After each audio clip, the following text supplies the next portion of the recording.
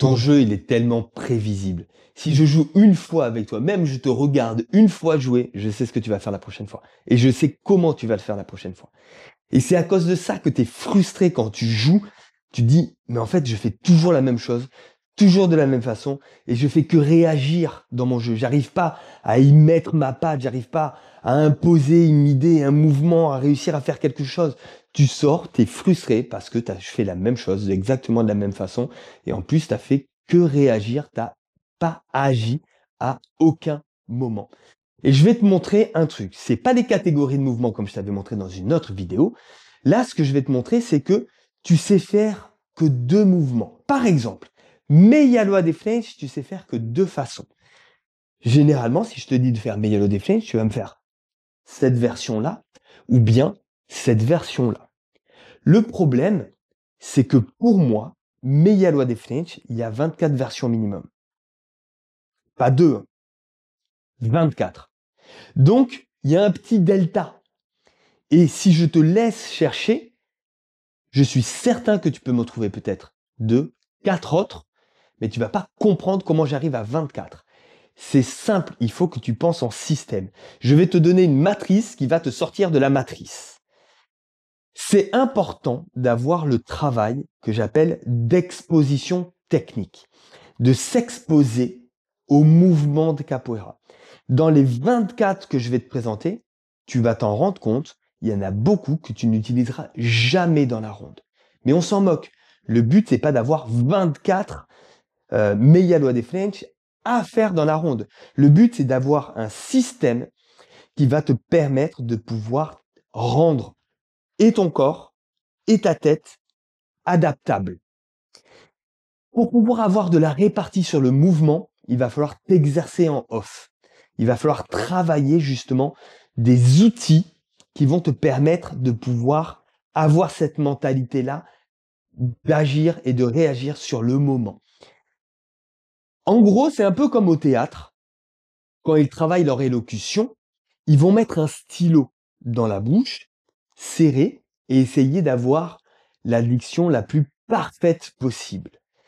Ils vont pas arriver sur scène en étant comme ça avec leur stylo dans la bouche. C'est un outil. Ce que je vais te présenter là, pareil, c'est un outil que tu peux appliquer à n'importe quoi.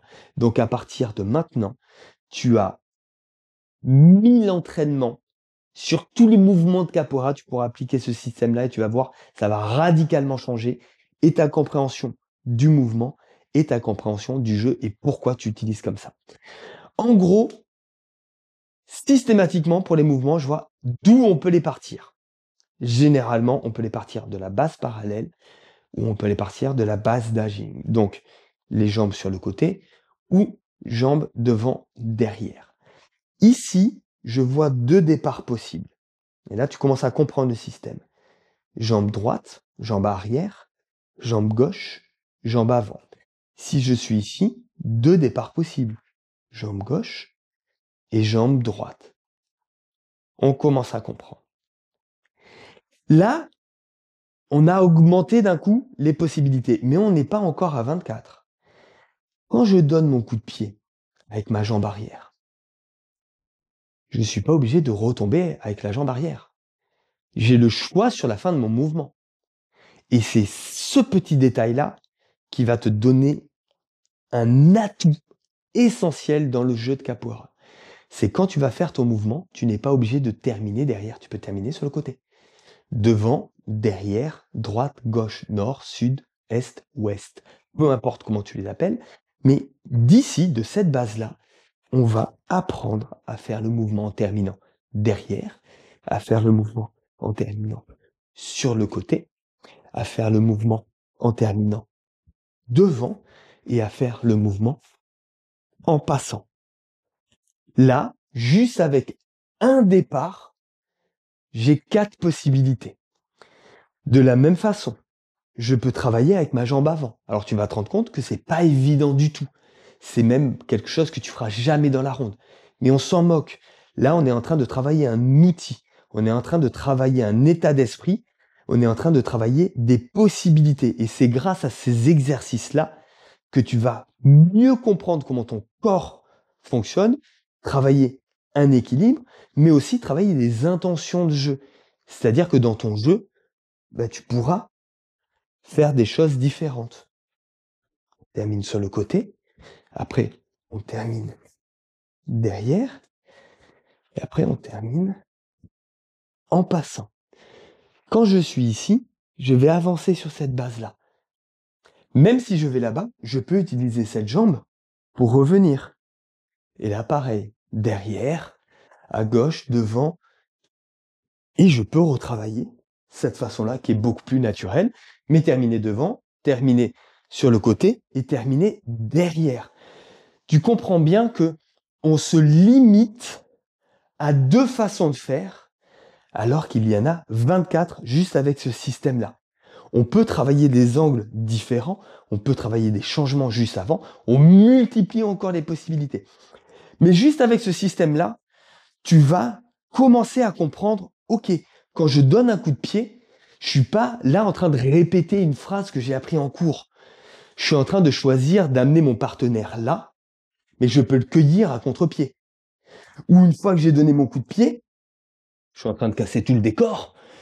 Une fois que j'ai donné mon coup de pied, eh bien, je peux choisir de casser la distance pour profiter de cette ouverture-là et passer dans le dos de mon partenaire. Ça, le fait de travailler, de comprendre cette matrice-là, va te permettre de pouvoir débloquer tout ça et de pouvoir avoir un jeu qui est moins prévisible et surtout qui est beaucoup plus construit. Tu vas pas juste subir avec des phrases toutes faites que tu as appris en cours.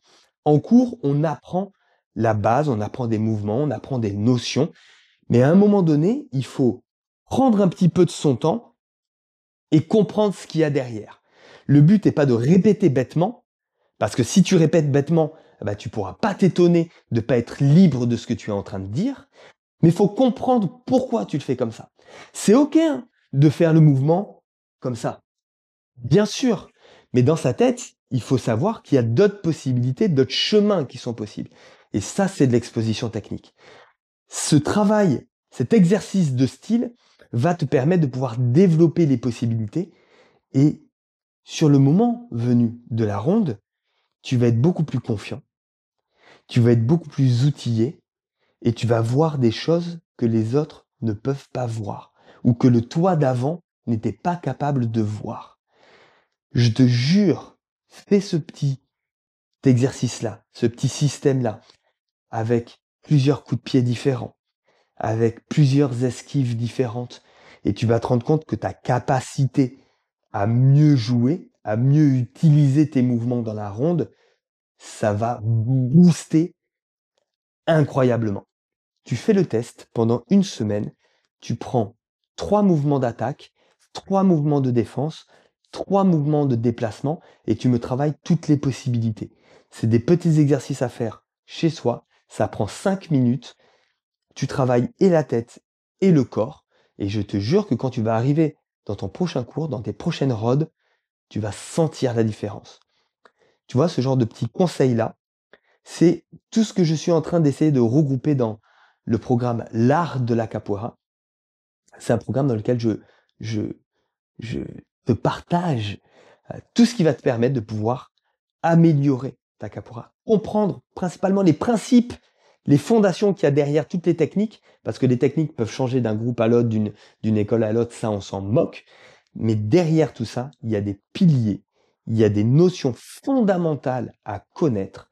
L'exposition technique en est une. C'est un outil qui nous permet de pouvoir améliorer son jeu de façon quasi instantanée. Parce que si on fait ça, on a 1000 possibilités qui commencent à apparaître d'un coup. Si tu as envie d'être informé quand ça va sortir, tu as un lien dans la description pour pouvoir t'inscrire à ma newsletter.